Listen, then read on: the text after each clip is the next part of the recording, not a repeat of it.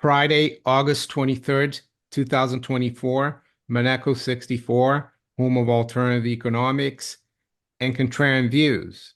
Good morning, Clive. Good morning, Mario. It's a warm day here. I've just turned the air conditioning off so it doesn't blow around. And it was last time it was blowing the sunflower behind me. Probably some of your listeners thought it was nodding in agreement, but I've turned it off, so it's getting warmer in my room here. No, that's good. It's kind of cooled down here. It's a bit blustery and it's rained this morning, but it's stopped now. But anyway, uh, we're going to first look at the dangers of paper money and central banking, and I'm going to recommend a book, which is a series of letters by William Cobbett, Cobbett's Paper Against Gold. And very few people have heard of William Cobbett, and I'm just going to share here his Wikipedia entry. Uh, so if you scroll up, it says William Cobbett, he was an MP for Oldham, 1832 to 1835. It says here, was an English radical pamphleteer, journalist, politician, and farmer born in Farnham, Surrey. He was one of an agrarian faction seeking to reform Parliament and abolish rotten boroughs, restrain foreign activity, and raise wages, and the goal of easing poverty among farm laborers and small landholders. And I'm going to scroll down here to the important part for us is about his stay at Newgate Prison for a couple of years. And uh, you will see that the censorship that we have today from the new government is nothing new. So why did he go to prison? It says Cobbett was found guilty of treasonous libel on 15th of June 1810 after objecting in the Register to the flogging at Ely, Cambridgeshire, of local militiamen by Hanoverians. So, who are the Hanoverians? Well, they're foreign troops from Hanover, King George III's foreign troops that were on English soil. And he criticized, I guess, George III, and that's why he was put in jail. So you couldn't criticize the king. But what's interesting, he turned a negative into a positive, in my opinion, at least for people like us, Clive, who like to look into the nature of money, central banking, because during these 2 years of incarceration at Newgate Prison, he wrote the pamphlet Paper Against Gold, warning of the dangers of paper money, and many essays and letters. So um, I'm gonna just quickly go to one of the letters here in the beginning of this book. And as you can see, it was all copied like this because it hasn't really been published, newly published. And if you ask anyone about William Cobbett, very few people know about William Cobbett. And this is letter number two, Clive. And what he says here is that, well, I'll read it, and hopefully I won't be too long. And it says, I'll take my glasses off. Soon after the English Revolution, that is to say, soon after our ancestors who had too much spirit to be dragooned out of their liberty and their property, had driven away King James II and had brought over the Prince of Orange and made him king in his stead, and had at the same time taken measures of stripping the family of Stuart of the crown forever and putting it upon the heads of his present Majesty's family. Soon after this revolution, the existence of funds, stocks, and the national debt began under the auspices of the same Prince of Orange, who was then become our King William III, and who appears to have lost but very little time in discovering the effectual way of obtaining money from the English without resorting, as the Stuarts had, to the means the use of which had ever excited commotions against them, which had brought one of them to the scaffold, and which at last, after driving another one from the land, had ever stripped them of their crown. The real motives for creating a national debt, we shall say by and by perhaps, have occasion on notice, but at present our business is to get uh, at a clear notion of the way in which it was created. So I know it sounds a little bit confusing, but in a nutshell, what he's saying is that prior to William III and under the Stuarts, there's no national debt, and so when they had to fight a war, the kings, the Stuarts, they just ripped off the public, and the public would get angry, and it led, of course, to Charles. Is it Charles the First that went to the scaffold? Clive, I'm not sure. I think it was Charles the First. So what he's saying here, when William of Orange or William the Third came uh, to power in England, what they did is create the national debt, and they also created taxes to mortgage the national debt. And a couple of years later, they created the Bank of England to finance the national debt and keep the national debt going. So that's why there's a danger of paper money, because it puts the nation under the weight of debt, and the kings or the state doesn't really have to bear any of the risks of going bankrupt or rebellion. So that's why I think it's so dangerous. The national debt, paper money, which he talks about here, and the central bank. So with that, Clive, and I recommend this if you can find this, Cobbett's Paper Against Gold. And just one thing for the American viewers. He had to go to the US in exile, I think around 1818. And he was a good friend of Thomas Paine, who was the man who wrote Common Sense. He was that was one of the pamphlets that helped, yeah, bring about the American Revolution. So, Clive, talking about central banks and paper money, you wanted to talk about Jackson Hole, the Okay. symposium this week. Yeah. Well, let's talk about Jackson Hole, but just finishing off on your comment. I mean, when governments have gone to war, it's typical they've got to borrow, and in the old days, the way they'd borrow would be to borrow from the Lombards or whoever would lend them the money. But to guarantee that borrowing, they had to have taxes. Otherwise, nobody's going to lend the government money which they can't pay back. So you impose the tax, then you can say to the Lombards who are lending the money, sure, we pay you back out of the taxes. But of course, they never did. And so the solution in the old days was when the Lombards or the bankers started demanding their money back too much and you couldn't give it back, you threatened them with execution. And that was the solution to the debts back then. I'm not proposing that we should ever execute the bankers for lending money to the government these days, but certainly it solved the problem for governments of old. And I'm not talking about necessarily any particular government here. It could be any government around the world that they like to borrow the money when they needed it, but they didn't like to repay it. And that's just where we are today. No Yeah. government of the world likes to repay its debts.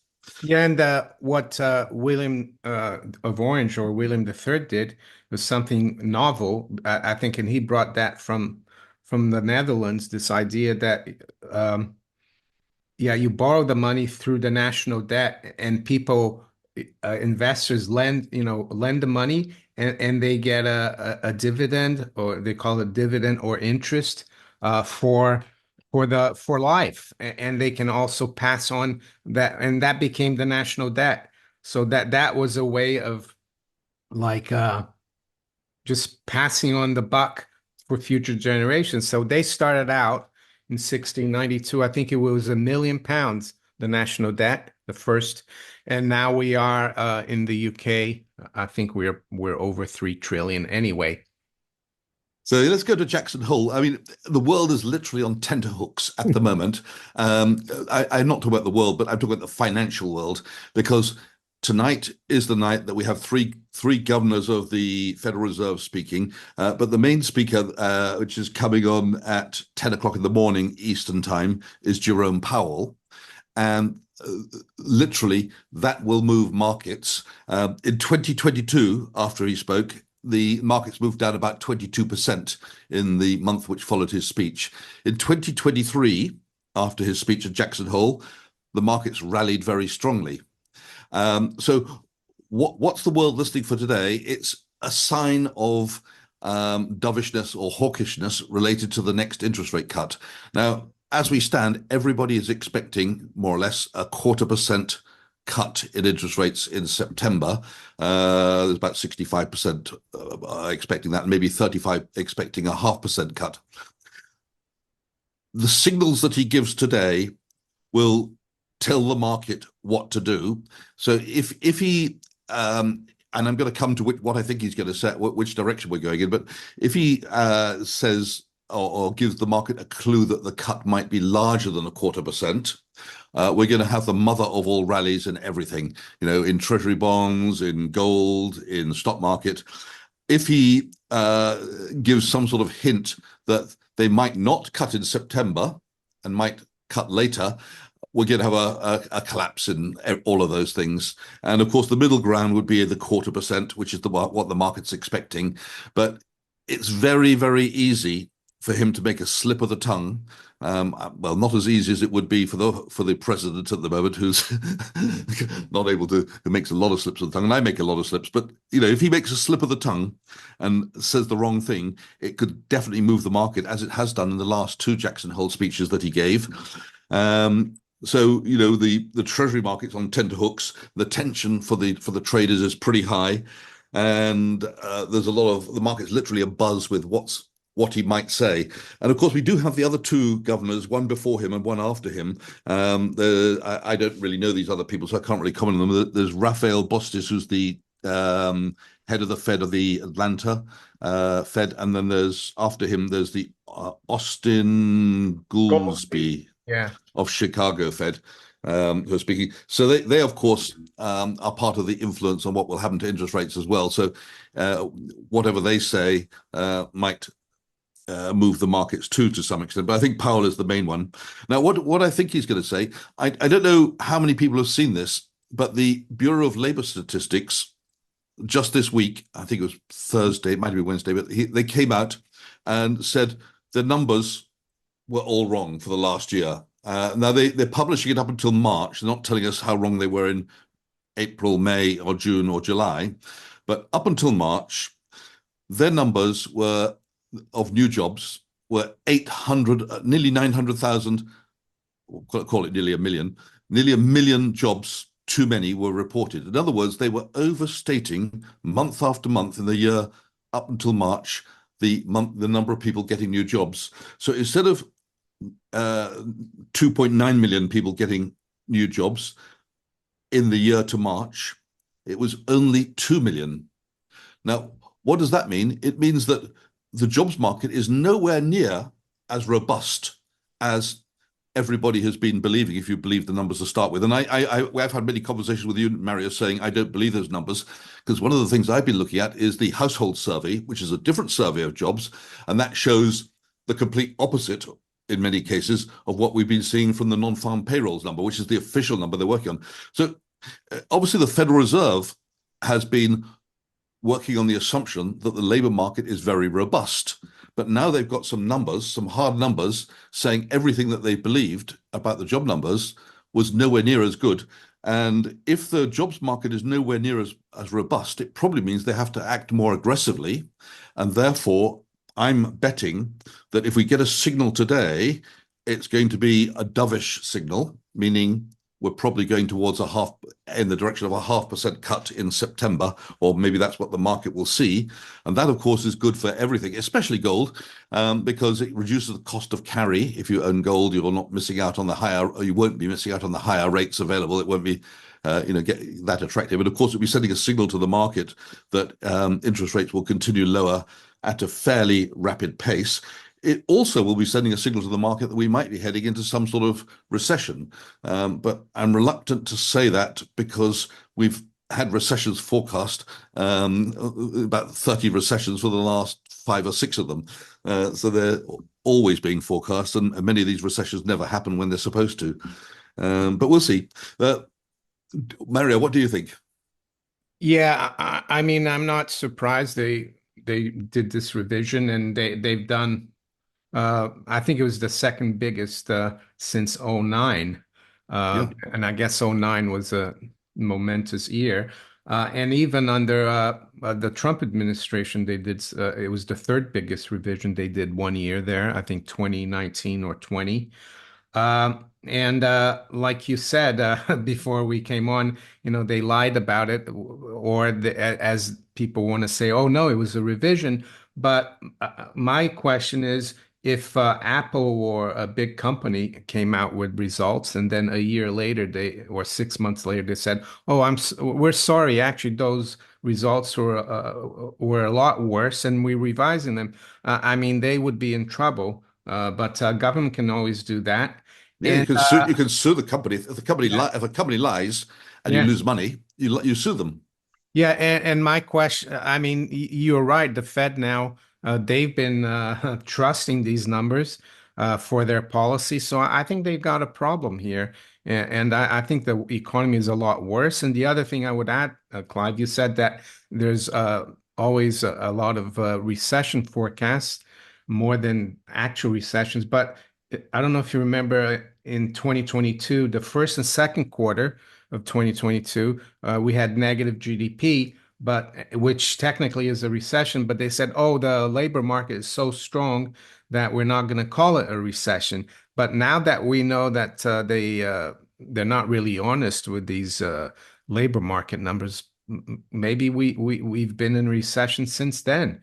And people might ask, why do they fudge these numbers? Well, I think it's because it keeps the asset markets high, the stock market high, and also it's political. They want to come out and say Bidenomics is great, but yeah,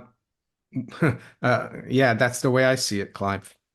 Yeah, well, you sing your master's tune. You know, when you're working for an employer and you've got a product to sell, what are you going to say? You're going to say, my product is the best. It's better than all the rest. Everybody's buying it. It doesn't matter if it's true. I mean, it does matter, but this is the world we live in. And of course, the masters at the moment are President Biden.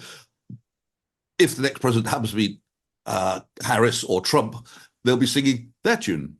That's what's going to happen. And the time to sing that tune the loudest is shortly before the elections, and that's just what we've been going on. We're in the last year before the elections. It's November the 5th, or I think it's the 5th, the Yeah. election.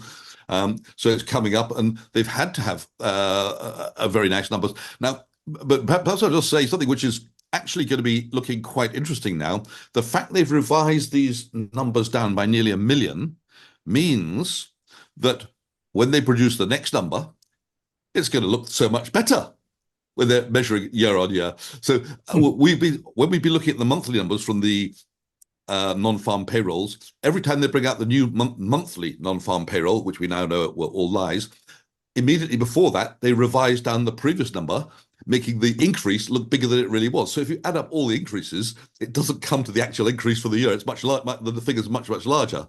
It's playing with numbers, playing with statistics, Yeah. and it's like the portfolio managers or the investment managers when they're showing their clients a stock or how the portfolio is done, they pick their starting date to prove the point they're trying to make.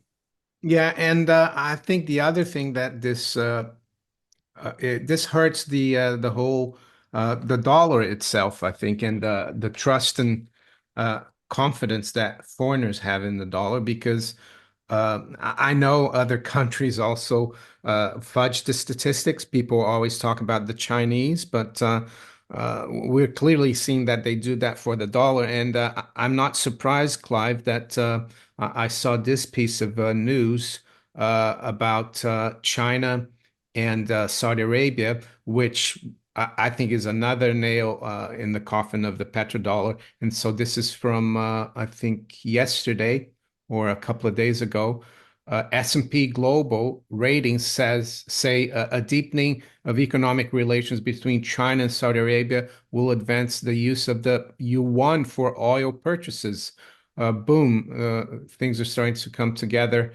And I remember back in December 7th, 2022, the I think it was Xi Jinping made a visit to the Kingdom of Saudi Arabia, and that was quite a historic visit.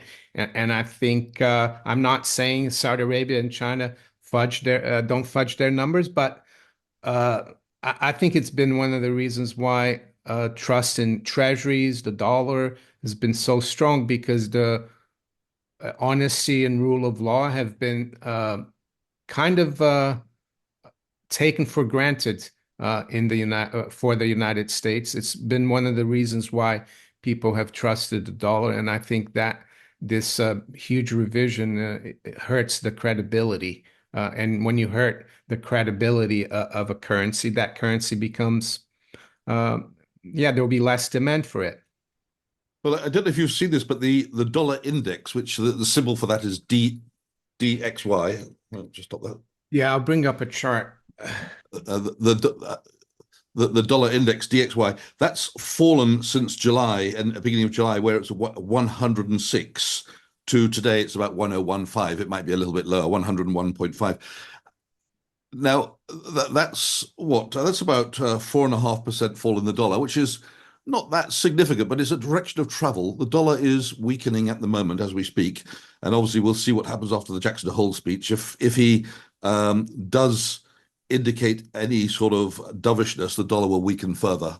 So we obviously got a long-term chart there, but if you look at the very short-term chart, you'll see the trend is downwards over the last month or two. Yeah, so it started actually it kind of topped in April of this year, and it's been keeling over ever since. And I would say this level here, 100.65. Well, I think we could go to 100 easily. And this dollar index, Clive, you probably know this, was created in 1973 at 100. And they did that because prior to 1973, all exchange rates were fixed against each other. So with the floating exchange rate, this was a way to keep tab of the dollar versus all the other major currencies. But uh, it's one of the reasons why I think ultimately the best thing to have is gold because gold was at $85 back in 1973. The dollar index was at 100 and now it's at 101 and gold is at almost, around 2,500. So yes, it's a good indicator of dollar weakness, but the ultimate dollar weakness is versus gold, in my opinion. Absolutely. The $1 million bar of gold, Mario. Bars of gold are $1 million for the first time ever. Yeah, Do that's you the London Good Delivery Bar, which actually can be anywhere, I think, from around 385 ounces to 420. So the average is, it's usually seen upon as a 400-ounce bar. So yeah, if you multiply 400 by 2,500, you get to a million. I saw that. Well, the other bar is the 12.5 kilo bar, which is approximately 400 ounces as well. So the standard delivery bar is actually, for the first time ever, $1 million, whether you take 12.5 kilos or 400 ounces. Can you afford one, Mario? Would you like to have one? I mean, I haven't got one to sell, but I wouldn't Not, mind owning one. not, not right now. My fiat reserves aren't as big.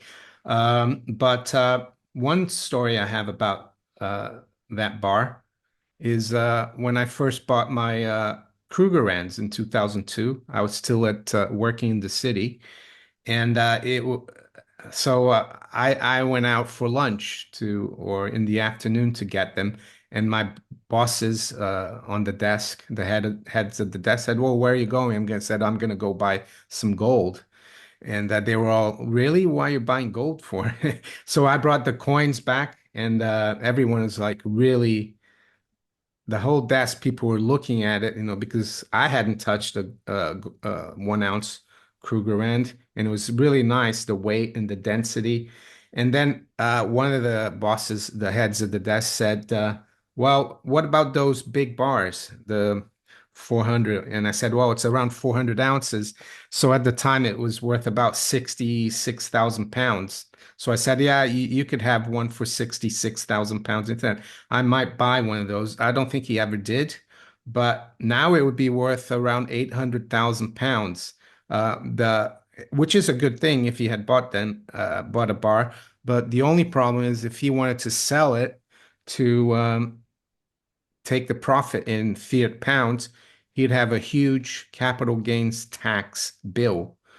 And that's why in the UK it's important to, if you are going to buy a substantial amount of gold, you need to do it through sovereigns, which are about a quarter of an ounce, just under a quarter of an ounce, or 1 ounce coins of the realm, like Britannia's and others that they have, because there's no capital gains on those. But yeah, it just goes to Clive. I think that 400-ounce bar in 10 years' time will be even more than $1 million. Well, you know, when Roosevelt confiscated all the Americans' gold in 1933, if you had one of these gold bars, by law you had to hand it in. It was worth $8,368. Call it $8,000.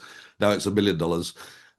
Now you and I know that not everybody handed in their gold back then, as they should have done, and that explains why there's so many pre-1933 gold coins from America floating around in the coin shops and so forth. But those coins shouldn't really be there because you're supposed to have handed them in. And they only made it legal in America to hold your gold, to actually have physical gold in 1974. Yeah, I think the guy who runs SD Bullion, I forgot his name. He's done research and he said that only a quarter, uh, yeah, only like a quarter of the gold was handed uh, in 1933 to, yeah, when people were told to hand in their gold. And reading this diary here of the Great Depression, he talks about that, and he says that they didn't enforce it really. They didn't come knocking on your door, so a lot of people just kept it. And there was a limit, Clive, per person. You could hold up to $100 and keep it, so about 5 ounces. There was an interesting story. There was, back in the early 30s, but after they brought in this rule about not holding more than 5 ounces, a guy called Israel Swit was seen at the railway station carrying a very heavy case, and he was stopped by a policeman. Now, Israel Swit was a jeweler. In other words, he bought and sold gold jewelry. Obviously, gold coins and bullion were not allowed, and he had a case packed to the gills with gold coins. And the suspicion, but they couldn't prove it, was that he was taking these gold coins to melt them down.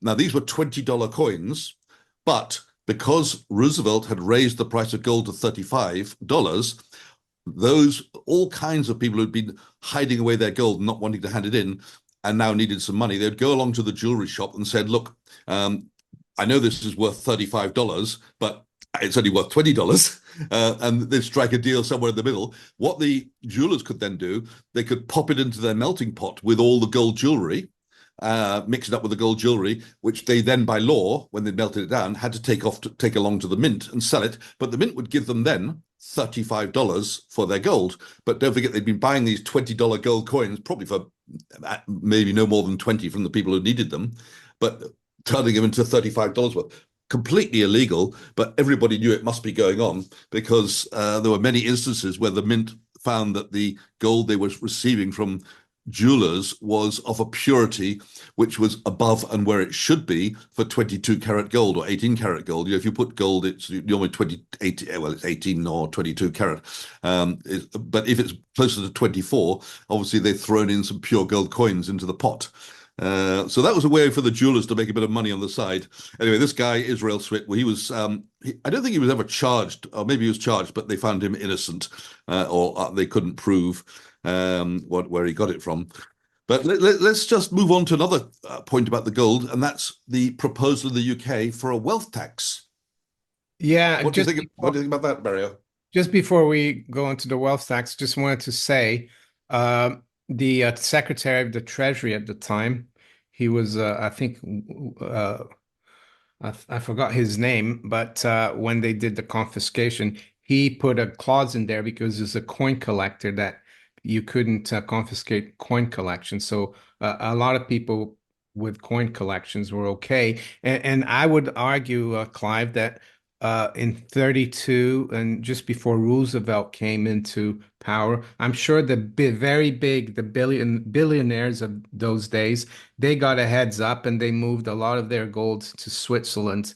It would be interesting to look at data about gold moving to Switzerland in 1932. I'm sure a lot of the Mellons, the DuPonts, all these big families, they put a lot of gold in Switzerland so that it wouldn't be confiscated because they had a lot more than $100.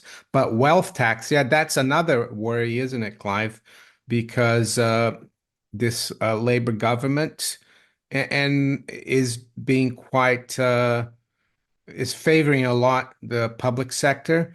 Uh, they're giving out huge pay rises for the public sector, and the private sector is having to is going to have to finance it because government doesn't have any money. And we had the public sector borrowing requirement, or the budget deficit came out the other day, and it was a lot higher than expected. So there's a lot of speculation that they're either going to raise capital gains tax or they're also going to raise inheritance tax or even a wealth tax, which would be an affront to the Englishman or Englishwoman and his castle. That's what the old saying goes about uh, your home is your castle here in the UK. But you told me that in Switzerland there is a wealth tax as well. Yeah. So first of all, the problem with wealth tax is it is not aligned with your income, or it's not aligned with your ability to pay. So if you are very, very wealthy, you have a lot of land, a lot of houses, you could end up paying more tax than you're actually earning in income, and that would be very unfortunate for those who are asset rich and income poor. And now we have a wealth tax here in Switzerland, and the way they've addressed that is to say that in the event that the wealth tax taxes you too heavily on your income, the total of your income taxes plus your wealth tax may not exceed 60%. So it's capped. So if you happen to be very asset rich and income poor, you'll only pay 60% of your income as a top, leaving you something to eat.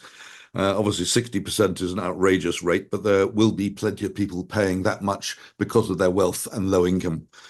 But maybe just another comment about wealth tax. If wealth tax is brought in, and if it starts off low and starts to rise, and especially in the UK, people aren't going to trust it staying low because Britain's got a habit of constantly raising taxes when they bring one in, like capital gains tax, for example.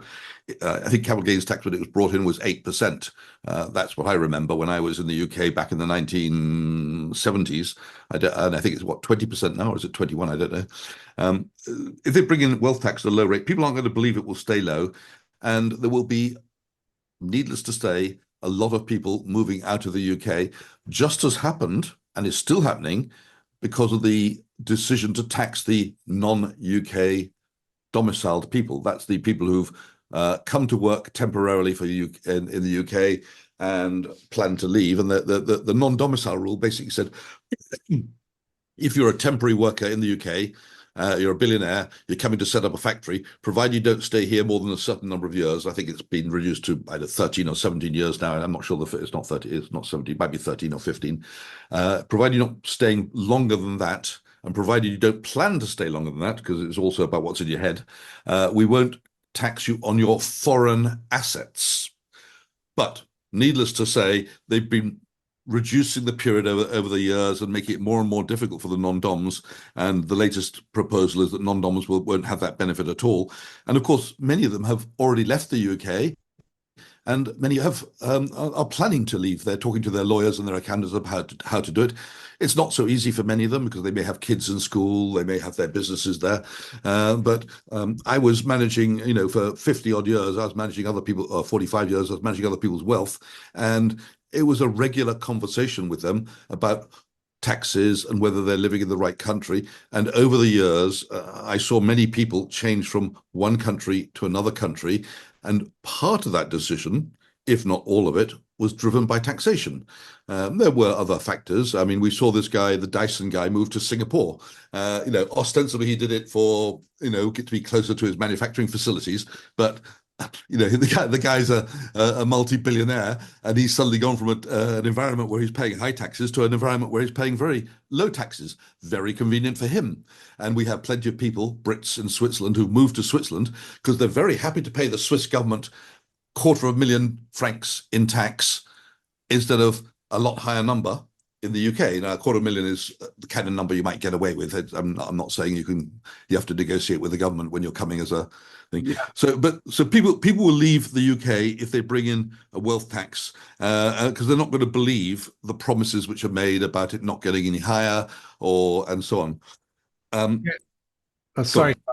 on. So I've got this article here from the Telegraph about that. Labor may be plotting a devastating plan to make millions tax prisoners in their own homes. And what does he mean by tax prisoners? Well, you could have an elderly gentleman or a couple, it could be an elderly widow. She's got a house that they bought for like 10,000 pounds in the 70s and it's now worth 4 or 5 million, which is normal. And she's got her state pension and maybe another private pension. This person wouldn't be able to afford. They're talking here about a 0.5% on houses from 500,000 to 1 million. So let's say your house is worth 4 million, you'd be paying, 20,000. 20,000. And for someone who's 75 or 80 who doesn't work, they can just keep that house.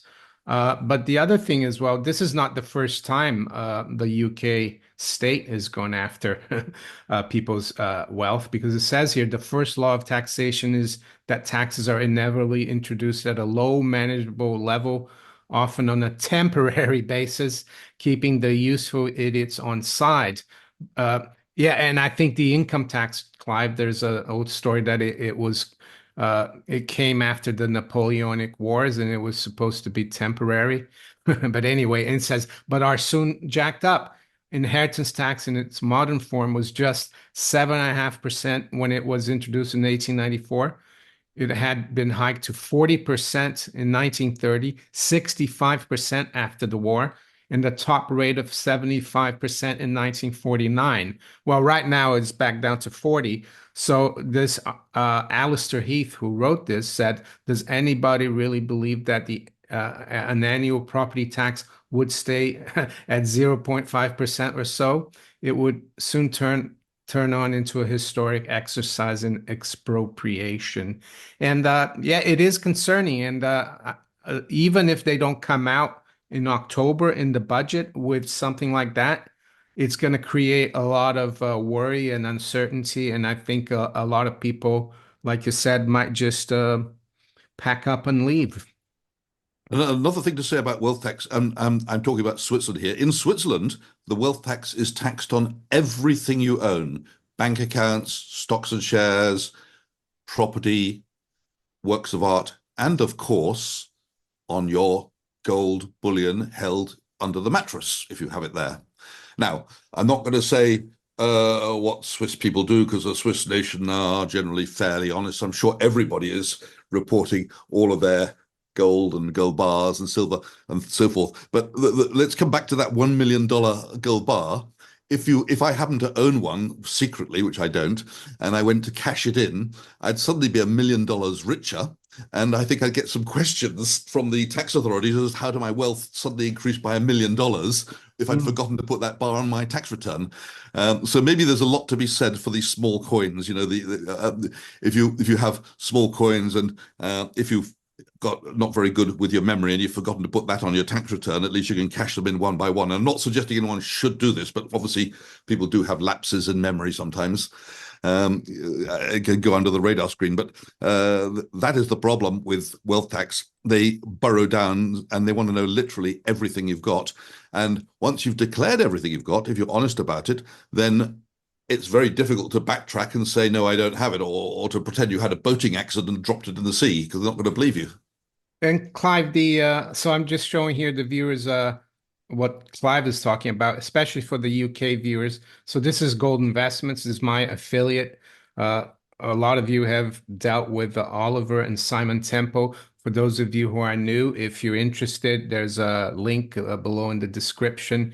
You get a better deal if you mention Monaco 64 or use the codes. So here's a 1 ounce Britannia. So that's about, well, right now I think the price here it says 1,902 pounds. So that's worth almost 2,000 pounds. I remember when I bought my first Krugerrands, it was 220 pounds, but that's beside the point. So yeah, what Clive is Marriott says £100. Why can't I buy it for £100? Yeah, that's just I'm not sure why they put that there. It's just to give it legal tender status, I guess. But the I think one of the best ones is the Sovereign because they're known the world over sovereigns. They were the coin of the British Empire. They're known in the Middle East and Asia, and they're about 0.2354 of an ounce.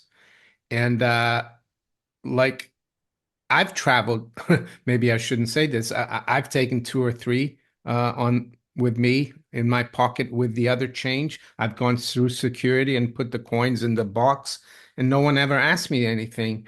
Of course, if you took a whole bag of it, they might ask, but it's quite discreet, the Sovereign. It's probably better to travel with the Sovereign than these, 24 karat 1 ounce coins. And these are more sturdy because they're for circulation. They're 22 karat. So there you go. And Clive, I wanted to ask you in Switzerland, is the wealth tax, is that a tax uh, charged by the canton or the federal government? In Switzerland, we have three levels of tax. You have the government tax, the federal tax, then you have the cantonal tax, and then you have the communal tax. And each one takes their slice. However, you don't pay any wealth tax to the government, the federal tax, but you do to the commune and the canton. So they calculate or you calculate your total income on your tax return, and then each of these divisions of government have their own share of it. And then once it reaches the communal level, if the commune happens to be a very rich commune, the other communes nearby will say you've got too much. We're having a bit of that, and they'll take it off you. So Geneva, So what's the wealth tax in Geneva percentage wise? um, it's a progressive scale. Even if you have only a few £1,000s, you're going to be paying wealth tax. And it starts off very, very low. Let's call it, I haven't got the figure for the lowest end, but maybe it's 0.1%, and it probably travels up to about 0.5% Oh, maximum. okay. So it's not just on your income, you have to declare all your assets as well You have to, on your tax return, you have to list every single asset and the income you got from it and your salaries and other sources of income. every year, yeah? Yep, every year. Wow, I see. So yeah, it's I guess it's not a great thing, but it's manageable. I guess you're still there. Yeah, it's okay. I mean, But can you uh, deduct, like if you have a mortgage or debt, can you deduct that? oh Or yeah. I mean, we can deduct our mortgage interest from our income or interest on other debts. So if I borrow money to buy some gold, great. I can deduct the interest on that. oh, what if And your house is worth, let's say, 1 million francs and you have a 500,000 franc mortgage? Do you pay the wealth tax just on the equity? yeah, exactly. You deduct your debts from your assets to arrive at a net asset number, and you pay tax on that. Oh, okay, all right. So in that respect, it's quite fair. Otherwise, you could imagine it'd be very unfair. You could have two guys living next door to each other, one with a massive mortgage and he's penniless, and one with no mortgage at all. He's a millionaire, and they're both paying the same amount of tax. That doesn't make any sense. Yeah, I mean, I was recently invited for this conference or event, and it's going to be in a year's time in Malaysia, Kuala Lumpur, and it's hosted by Nomad Capitalist. They have a big YouTube channel, and it's not for everyone, but they advise people on where to go, where to retire, or even if you're not retired, where you pay the least tax, where it's safer. So I'm looking forward. They invited me to go there to talk, probably Well, about gold I, and I I, yeah. I spent years discussing where people can go and where they have in fact gone. Now it's not me advising them where to go, but we hear over the years we're hearing all the advisors who would be advising our clients about this. So I can tell you over the years I've seen clients move to places like Portugal, which had a tax deal. I don't know if it's still available. Obviously Monaco was popular, although it's a bit barren. Switzerland is a good place if you could afford the very high minimum that they're expecting you to pay. And of course, Malta is pretty cheap. And then Gibraltar and Isle of Man is, that's part of the British Isles, Isle of Man. That's not too bad for a Yeah. Brit to go down to 20% instead of whatever he was paying. And there are plenty of other places in the world, out in the Caribbean and so forth, where the taxes are pretty low. Singapore, Hong Kong, low taxes. So it's not like people have nowhere to go. There are choices, and some of these each location has got its own pros and cons, and that's what clients are doing all the time. They're weighing up what's the advantage. Now, maybe I'll tell you why I stay in Switzerland, where the taxes are not low. At least not for me. I don't benefit from this ability to come into Switzerland and pay an agreed rate of tax. I choose to stay in Switzerland because we have an amazing level of law-abiding citizens. It's a very, very safe country, and the hospital system, you have to pay for it. Even the poorest people on the planet have to pay for everything medical related through insurance, but it's absolutely amazing. You go into a hospital, it's like staying in a five-star hotel, and I've been in a few times. You need an ambulance, it comes quickly, and it's 5 or 10 minutes from where I live to the hospital, and you get actually treated immediately upon arrival, unlike sitting in the ward for 10 or 14 hours, as many people in the UK have experienced. So, Yeah. you have to think about there's greater things than taxes in life. You have to think about your lifestyle as well. I'm also thinking about the schooling. My son, who's quite young, is going to a school where it's a public school. It's not, I don't have to pay for it, but everybody in the region is in Switzerland because they can afford to be in Switzerland because they've got a high paying job. Because if you haven't got a high paying job, you can't afford to be here. So what does that mean? It means there's you don't have exactly the same kind of problems as you would get in some places where there's maybe a lot of children who have poor parents or an unfortunate social situation or living in poverty. Obviously, a bit of a bubble, but I'd rather my child went to a school where I feel he's safe Yeah. from other children and safe from the environment. Yeah. I mean, I'm Switzerland, yeah, there is quite a bit of taxation and the welfare in the public sector, but at least it works because there's not as much corruption and waste as, let's say, here in the UK. You kind of wonder where's all the taxes that we pay going, and that they're so how can I say, inefficient or corrupt at best, inefficient at best and corrupt at worst. And even in countries, I guess, like Scandinavia, and I'm not much of a proponent of big government and welfare, but at least people get what they pay for in those countries, but not here in the UK. So, Clive, um, where are we gonna turn to here at the end as we approach the end? Well, Anything you yeah, want to tell? I think you're probably running out of time. But one of these days, Mary, I'd like to talk with you about how to buy all the different types of silver and gold coins you can buy, and how to do it intelligently so you get good prices and find bargains. And I've got some unusual stories to tell you, but I think as you're running up against your time limit, we'll leave that for another day. Um, just to finish off, a small comment on the Swiss system relating to unemployment. I'm not comparing it with the UK because I don't know the UK system, but if you lose your job in Switzerland, you are entitled to a percentage of your previous salary. It's actually 80%. So there's no cap. In other words, if you're earning 10,000 a month, or 10,000 a month would be not an unusual salary. You're going to get 8,000, and so on. Now there's obviously some cap, but it's way higher than that.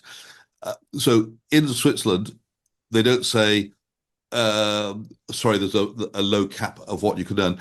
And then if you want to get that unemployment pay, they make you jump through an awful lot of hoops. You literally have to turn up for lots of meetings with the unemployment office, and you have to present plausible evidence in written evidence that you have been applying for jobs and that you have been following relative courses which will allow you to get a job. So it's no good saying, I can't find a job, pay me. You've got to actually prove that you've been applying letters and letters of refusal from the firms you apply to, and you've got to go on the various courses that they'll say, oh, you've been out of work for 2 months. You better go on a course to learn da-da-da. That would be up your street. You don't want to say no to that. Otherwise, they'll cut you off. I think here there is a cap, and it's very little a week they give you, but you also have to go to, I think, to the job center and prove that you're like applying for jobs, and yeah, so that's the way it is, and well, we're gonna wait and see how the markets react to Jay Powell's speech. And Clive and I are not trying to say, oh, just everything depends on it. It's just going to be short-term noise. I think Clive, longer term, I don't see another way for them to keep the system going without inflating the system. And by that, I mean more spending, more money printing, and we're not even covering here the geopolitical part, which is still quite worrying. I see that there's the Ukrainians have been bombing a lot of Russian territory now, and they're doing that with arms provided by us in the West. And I'm sure Mr. Putin is aware of that. He's been very patient, but he also has to react to the public in Russia. I think they're probably getting pretty impatient that he's doing nothing more aggressive. I have to say, it's very worrying, and I do not agree with my tax dollars being used to fight other people's wars. I think that if I had the vote in the countries which are doing this, I would certainly say we have to stop doing this, remain neutral, as Switzerland is. Yeah, I agree. And Rafi Faber the other day, his house got hit by shrapnel. And he said the only way to stop this is to take the financing away from the US, from the dollar, because that's the only way, that's the only reason why we've got all these wars. And he said to buy gold. Yeah, because by buying gold and silver and taking it out of the system, you're not financing these crazy policies. Anyway, Clive, I'm going to wish you a great weekend and all of you as well. And we'll talk soon. Thanks. Bye to all.